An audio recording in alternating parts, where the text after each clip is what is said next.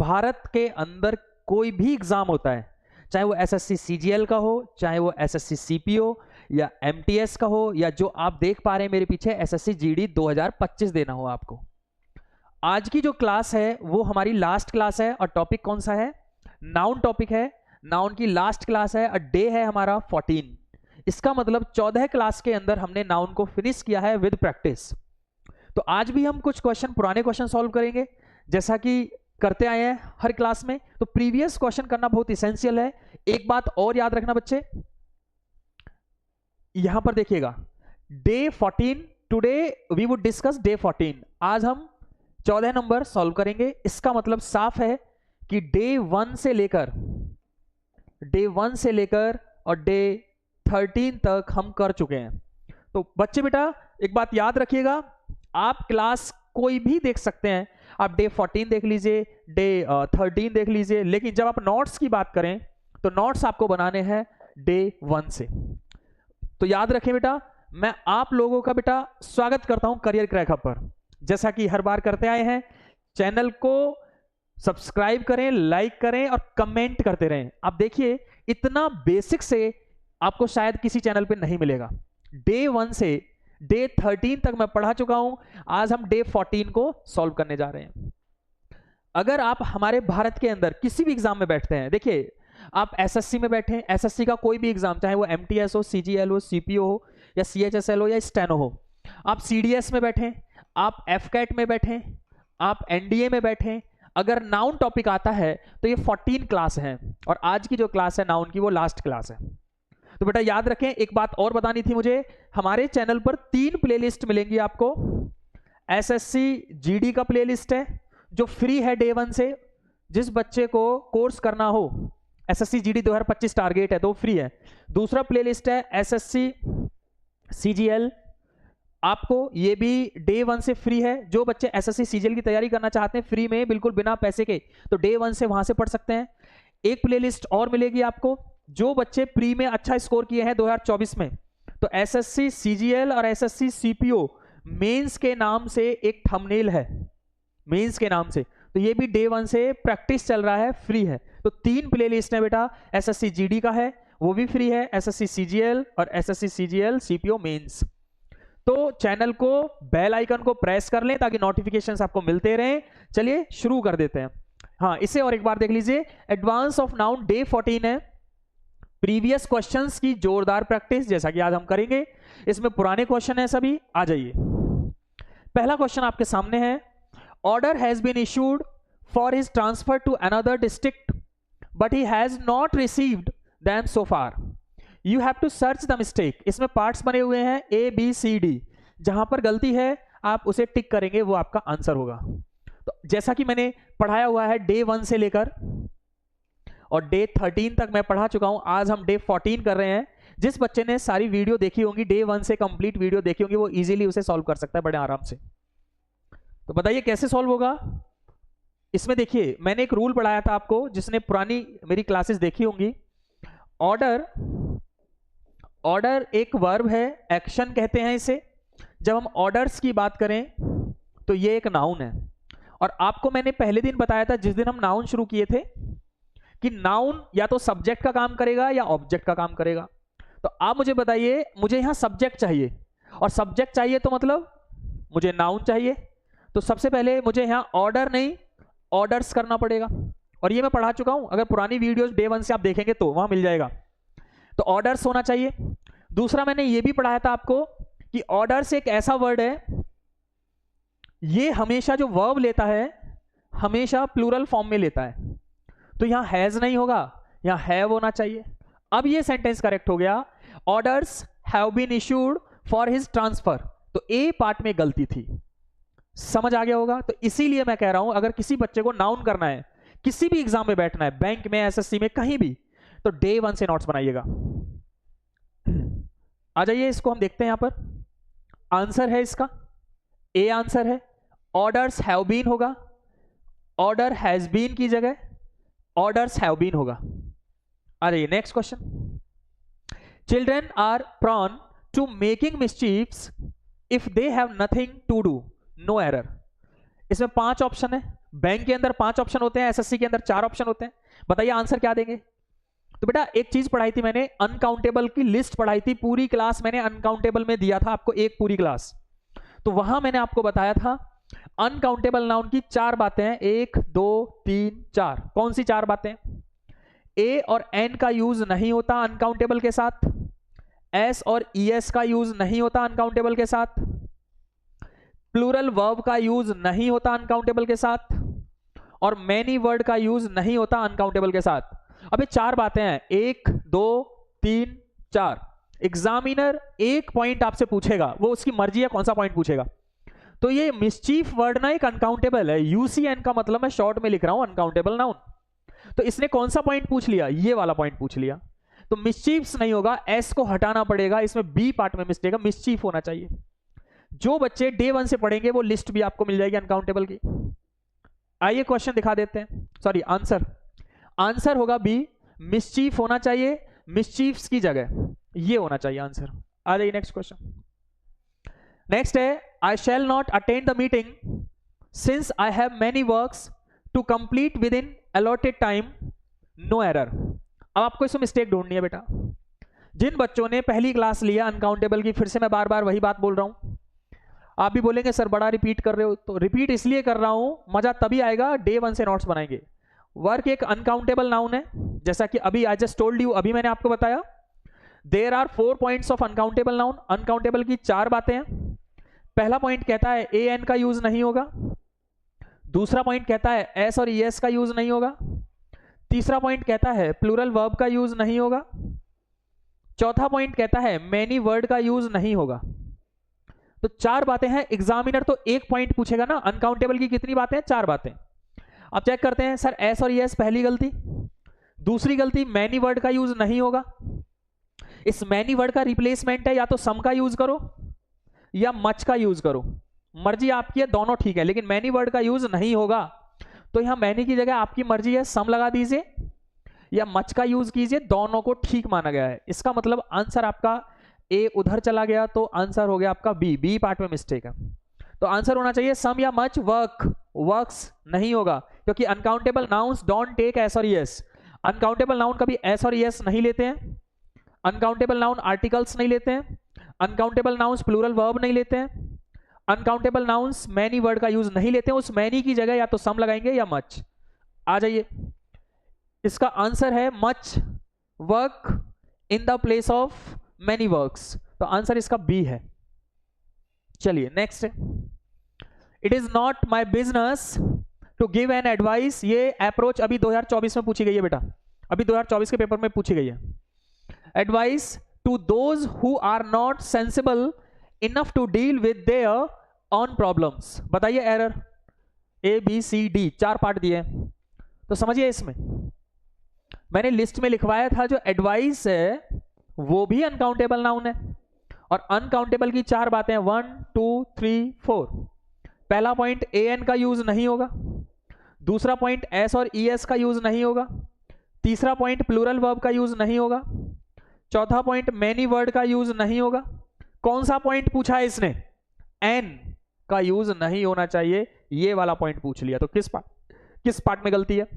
We have to remove an, B part में mistake है। बेटा एक बात और, अब आप प्रैक्टिस कर रहे हैं, ये नाउन की लास्ट क्लास है, इसके बाद नया टॉपिक शुरू करेंगे। तो आप समझिए, जब मैं 14 क्लास के अंदर 14 मैंने लेक्चर बनाए हैं, इसका डे 14 है और मैंने नाउन को फिनिश किया है, तो आप सोचिए कुछ छोड़ा होगा मैंने। हमारे भारत में कोई भी एग्जाम होता है, आप किसी भी एग्जाम में बैठ जाइएगा और नाउन का क्वेश्चन बच जाए तो तब बताइएगा। बिल्कुल 0 लेवल, बेसिक टू एडवांस करा दिया, नाउन आज फिनिश हो गया, ये बात याद रखें, ये लास्ट क्लास है। तो बेटा डे 1 से नोट्स बनाएंगे तो ये क्वेश्चन बहुत आसान है। आ जाइए आंसर दिखा देते हैं। डिलीट एन, एन को हटाना है, बी आंसर है। Next, I hope to visit many uncle only next year during summer vacations.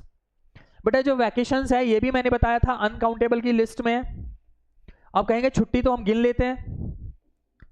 बेटा जो वैकेशन है ना, डेज को गिन सकते हैं, वैकेशन को नहीं गिन सकते, ये बात मैंने पढ़ा चुका हूं पिछली वीडियो में, इसलिए डे 1 से देखना जरूरी है। तो अनकाउंटेबल की 4 बातें कौन सी हैं? ए एन का यूज नहीं होगा, एस ई एस का यूज नहीं होगा, प्लूरल वर्ब का यूज नहीं होगा, मैनी वर्ड का यूज नहीं होगा। चेक करते हैं एग्जामिनर ने कौन सा पॉइंट पूछ लिया, ये वाला पॉइंट।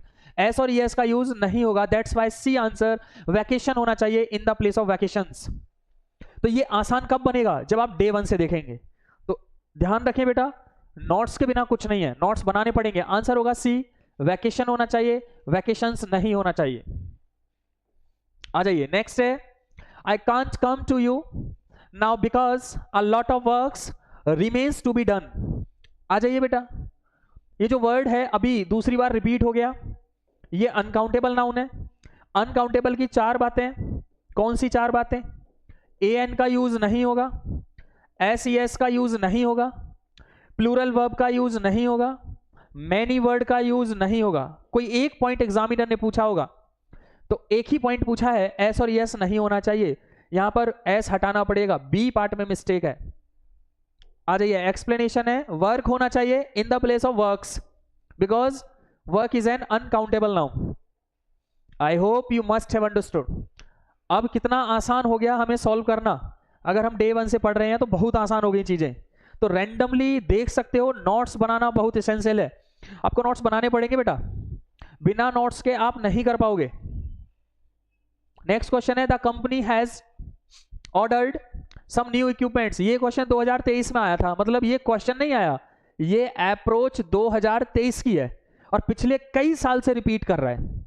जैसे कि मैंने बताया, इक्विपमेंट लिस्ट में लिखवाया था, equipment is the uncountable noun और uncountable nouns don't take S और ईएस। ये अप्रोच 2023 में भी आ चुकी है एसएससी में, तो सी आंसर होगा, इक्विपमेंट्स नहीं होगा। मैंने यहां लिखा भी है, इक्विपमेंट होना चाहिए in the, equipment is the correct usage. इसे पढ़ लीजिए, नोट में क्या लिखा है, it is an uncountable noun, ये एक अनकाउंटेबल नाउन है, and has no plural form. इसका मतलब होता है, नो प्लूरल फॉर्म का मतलब है इसके साथ ना तो एस आएगा ना ईएस आएगा, नो प्लूरल फॉर्म का मतलब ये होता है। तो समझिए ध्यान से बेटा, बड़े आसान हो जाती हैं चीजें, कुछ भी टफ नहीं है, बस शुरुआत स्टार्टिंग से हो, 0 लेवल से मजा आ जाएगा। All the evidences were against him and he was held guilty. अब ये वर्ड भी मैंने अनकाउंटेबल की लिस्ट में लिखवाया है बेटा। अनकाउंटेबल नाउन की 4 बातें हैं, 1 2 3 4। ए एन का यूज नहीं होगा, एस ई एस का यूज नहीं होगा, प्लूरल वर्ब का यूज नहीं होगा, मैनी वर्ड का यूज नहीं होगा। एग्जामिनर ने कौन सा पूछ लिया, ये वाला, ना तो एस आएगा ना ई एस आता है अनकाउंटेबल में, तो होना चाहिए ऑल द एविडेंस वर, इस तरीके से होना चाहिए। अब ये लिस्ट में लिखा हुआ है, वहां जाकर आप देख सकते थे, ए पार्ट में मिस्टेक है, तो एविडेंस होगा। नोट करके देखिए, मैंने लिखा है it's an uncountable noun, so S और E S not used, not added with it and takes singular verb, और ये सिंगुलर वर्ब लेता है। अच्छा, ये वर्ब भी कौन सी लेता है, सिंगुलर। ऑल द एविडेंसेस तो नहीं होगा, लेकिन ये वर्ब क्या लेगा, सिंगुलर लेगा। लेकिन आप चेक कीजिए यहां पर क्या लगा है, ऑल, तो दैट्स वाई यहां पर प्लूरल वर्ब है। आ जाइए, there should be no furnitures, ये तो इस साल भी आया है, 2024 में आया है, ये सीजीएल में 2024 में आया है, ये सीजीएल में 2024 में, अभी जो पेपर हुआ है 2024 का सीजीएल का प्री। फर्नीचर एक अनकाउंटेबल की लिस्ट में है, 4 बातें हैं, ए एन का यूज नहीं होगा, एस ई एस का यूज नहीं होगा, प्लूरल वर्ब का यूज नहीं होगा, मैनी वर्ड का यूज नहीं होगा। एग्जामिनर तो एक ही पॉइंट पूछेगा, ये वाला पूछ लिया, फर्नीचर्स नहीं होना चाहिए। किस पार्ट में मिस्टेक है, बी पार्ट में मिस्टेक है, तो आंसर होगा furniture has no plural form. Plural form का मतलब है ना तो एस होगा ना ई एस होगा, हैज नो प्लूरल फॉर्म, इसीलिए रिमूव करना है एस को। तो I hope you are getting, आप समझ रहे होंगे, समझ आ रहा होगा। और समझना, समझिए बॉटम लाइन क्या है, कंक्लूजन क्या है, इतनी देर से हम पढ़ा रहे हैं, बॉटम लाइन क्या है। बॉटम लाइन का मतलब है निष्कर्ष क्या है, निष्कर्ष यही निकला कि डे 1 से नोट्स बनाए तो हम भारत के किसी भी एग्जाम में बैठकर क्वेश्चन सॉल्व कर सकते हैं। इसीलिए बच्चे डे 1 से नोट्स बना लीजिएगा। आज नाउन फिनिश हो गया है, नेक्स्ट टॉपिक लेके आ रहे हैं, और ये फ्री तो है आपके लिए, इसमें कुछ करना नहीं है, सिर्फ सब्सक्राइब करके रखना है और बेल आइकन को प्रेस करना है, जिससे कि नोटिफिकेशंस आपको मिलते रहें। आ जाइए next question. My cousin brother, ये पढ़ा चुका हूं मैं।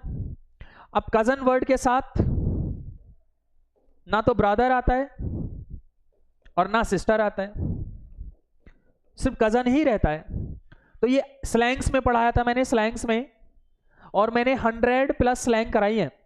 स्लैंग्स का मतलब होता है इनफॉर्मल लैंग्वेजेस, अनौपचारिक भाषाएं, जो 100 प्लस मैंने कराई है। अगर डे 1 से आप पढ़ेंगे 2, 3, 4 में शायद मैंने कराया है स्लैंग, और 100 प्लस स्लैंग कराई है। स्लैंग का मतलब होता है अननेसेसरी वर्ड, जहां कजन वर्ड होगा, ब्रदर सिस्टर वर्ड का यूज नहीं होता।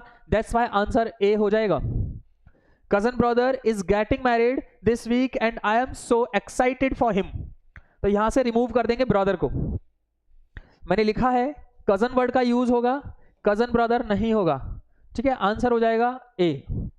अब समझ में आ गया होगा, बीच बीच में स्लैंग आ जाती है, तो स्लैंग की क्लास भी है, शायद डे 9 या 8 या डे 7, आप चेक करेंगे डे 1 से तो मिल जाएगा आपको। आ जाइए, नेक्स्ट क्वेश्चन है, बीइंग अ